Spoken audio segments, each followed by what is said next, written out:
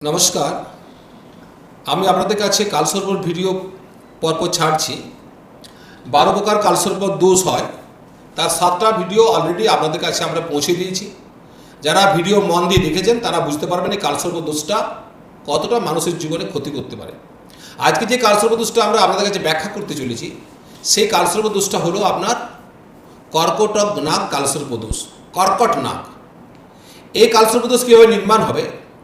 আপনার লগ্নের থেকে অষ্টম স্থানে রাহু থাকবে এবং লগ্নের থেকে দ্বিতীয় স্থানে যখন কেতু থাকবে এবং তৃতীয় স্থানে, চতুর্থ স্থানে, পঞ্চম স্থানে, ষষ্ঠ স্থানে, সপ্তম স্থানে সমস্ত গ্রহ থাকবে এবং নবম স্থান, দশম স্থান, একাদশ স্থান, দ্বাদশ স্থান এবং লগ্নস্থানে কোনো গ্রহ থাকবে না। এরকম একটা গ্রহচক্র যখন আপনার কুণ্ডলিতে তৈরি হবে তখন আপনার কর্কটক নাগ কালসর্প দোষ নির্মাণ হবে। এখানে দুটো ঘর অ্যাফ্লিক্টেড হচ্ছে, প্রথম হচ্ছে অষ্টম স্থান এবং দ্বিতীয় স্থান, second house and 8th house. এতে কি হবে? এতে আপনার প্রতিভার পূর্ণ বিকাশ করা কোনো প্রকারে সম্ভব হবে না। আপনি কোনো মনোমতো কাজ করে সফলতা পাবেন না। আপনি যদি কোনো সরকারি ডিপার্টমেন্টে চাকরি পেয়েও থাকেন, সেখানে পদোন্নতি করতে পারবেন না।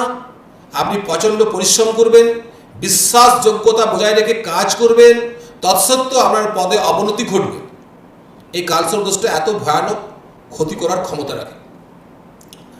আপনি গৃহ নির্মাণ করতে পারবেন না, ব্যর্থ হবেন এবং আপনার নিজের নামে জমি ক্রয় করলে থাকবে না, ব্যাংক ব্যালেন্স করতে গেলে থাকবে না, কোনো স্বর্ণজাতীয় দামি ধাতু ক্রয় করতে গেলে সেটা আপনি রাখতে পারবেন না, কখনো বন্ধক দিতে বাধ্য হবেন, কখনো বিক্রি করতে বাধ্য হবেন, কখনো বা চুরি করে আপনার সম্পত্তি নিয়ে চলে যাবে। এইভাবে আপনাকে সারা জীবন এই কালসর্প দোষ কষ্ট দেবে। এখানে একটা কথা আপনাদের কাছে জানিয়ে রাখি, দ্বিতীয় স্থানে কেতু এবং অষ্টম স্থানে রাহু থাকাতে যে কালসর্প দোষ হচ্ছে কর্কট নাগ কালসর্প দোষ, এখানে একটা কথা বলা হয়েছে, সন্তানের নামে, অর্থাৎ আপনার যদি কোনো সন্তান হয়ে থাকে, সন্ততি হয়ে থাকে বা আপনার সন্তানের সন্তান, যাকে আমরা নাতি বলি, গ্র্যান্ডসন বলি, সে যদি হয়ে থাকে, তার নামে যদি বিষয় সম্পত্তি আপনি ক্রয় করেন তাহলে কিন্তু সেই বিষয় সম্পত্তি আপনার টিকতে পারে। তাও চল সম্পত্তি নয়, অচল সম্পত্তি।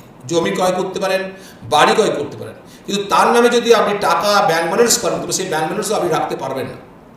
সর্বোপরি আপনি আপনার জীবনে বহুত বড় ঋণগ্রস্ত হয়ে উঠতে পারেন। সঙ্গে সঙ্গে গুহ্য পীড়া, অর্শ, ফিস্টুলা, ভগন্দর জাতীয় যে গুহ্য স্থানে পীড়া হয়, সেই পীড়াতে আপনি ভোগ করবেন।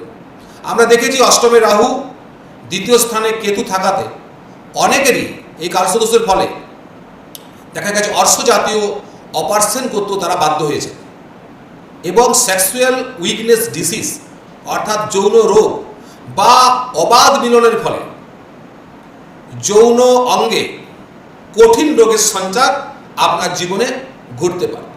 সঙ্গে সঙ্গে দ্বিতীয় স্থানে কেতু থাকার ফলে আপনি সম্পত্তি তৈরি করতে পারবেন না, কথার দাম রাখতে পারবেন না এবং ইএনটি, টাং, জিভে আপনার কঠিন রোগের সম্ভাবনা দেখা যাচ্ছে।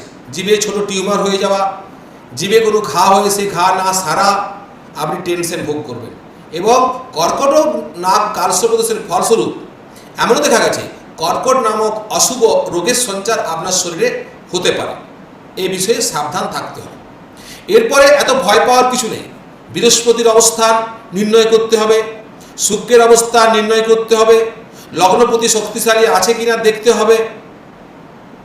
সঙ্গে সঙ্গে রাস্যাধিপতি, লগ্নাধিপতি এবং রব্যাধিপতি, রবি অধিপতি, অর্থাৎ যে ঘরে আপনার রবি অবস্থান করছে সেই ঘরের যে অধিপতি গ্রহ সে যদি শক্তিশালী হয় তাহলে এই কালসর্প দোষকে আপনি অনেকটা আটকাতে পারবেন। সঙ্গে সঙ্গে সম্পূর্ণ এই কালসর্প দোষ আপনার জন্মকুণ্ডলিতে যদি নির্মাণ হয়ে থাকে তার জন্যে নাগবলি যাগ, আপনার 8মুখী রুদ্রাক্ষ ধারণ এবং হনুমানজির পুজো, ভগবান শ্রী বিষ্ণু নারায়ণের পুজো এবং প্রতি সোমবার শিবলিঙ্গে জল দান, বিল্লপত্র দান এবং শিবমন্ত্র জপ মাধ্যমে কিন্তু আপনি এই কালসর্প দোষের প্রকোপ থেকে বাঁচতে পারেন।